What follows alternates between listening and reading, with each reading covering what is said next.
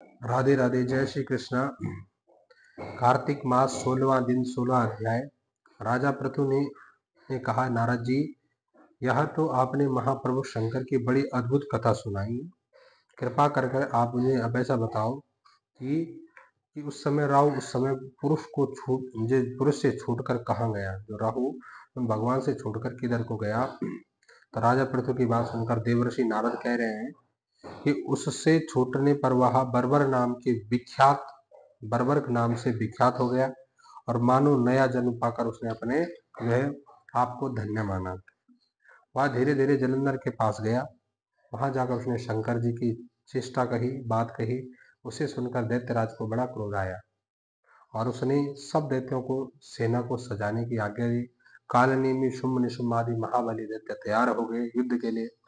एक से एक महाबली दैत्य करोड़ों संख्या में निकलकर युद्ध के लिए कैलाश पर्वत के लिए अग्रसर हुए।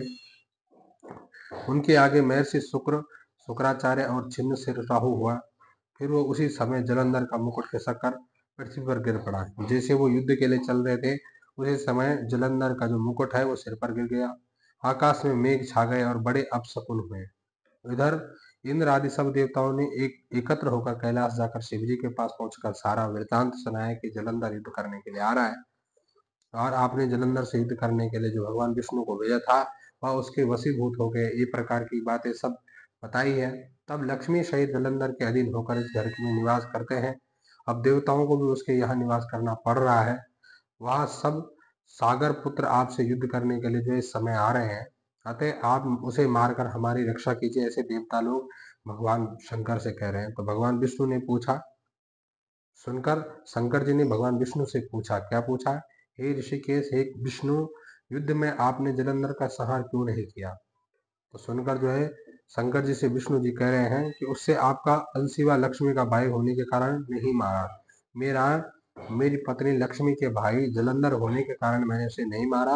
वह बड़ा ही वीर है, देवताओं से अजय है और केवल आपके हाथों ही उसकी मृत्यु हो सकती है। इसलिए हे शंकर भगवान, मैंने उसे किसी प्रकार से मारना नहीं चाहा।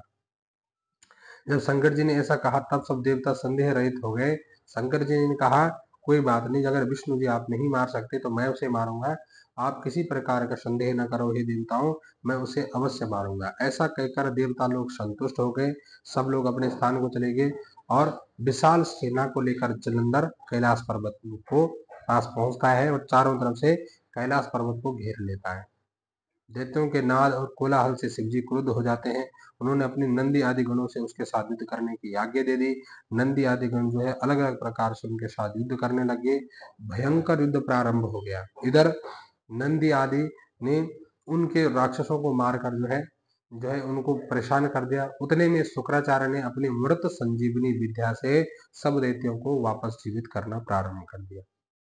भगवान रुद्र ने क्रोध की सीमा न रही और वह अपने भयंकर रूप से दिशाओं को प्रज्वलित करते हैं भगवान शंकर।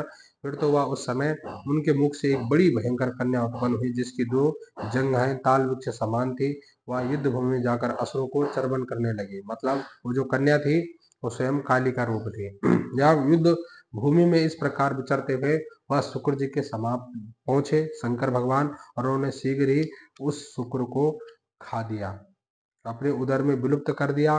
फिर स्वयं ही भगवान अंतर्धान हो गए। शुक्र के गुप्त हो जाने पर दैत्यों का मुख मलिन हो गया, परेशान हो गए और युद्ध भूमि छोड़कर दैत्य जो है भागने लगे। उधर शुंभ निशुंभ और कालनेमी और सेनापतियों ने अपने भागते वीरों को रोककर शिव गुणों का बड़ा कठिन प्रहार करना प्रारंभ कर दिया। ऐसे ही शिवजी इनके नंदी आदि वीरों गणों में भी, गणेश आदि और स्वामी कार्तिकेय ने भी गणों ने भी यहाँ से रोक रोक कर सब दैत्यों को भीषण युद्ध करना यहाँ से प्रारंभ हो गया। इस प्रकार से 16वां अध्याय कार्तिक मास 16वां दिन कैसी वीडियो लगी, राधे राधे कमेंट बॉक्स में जरूर लिखेंगे।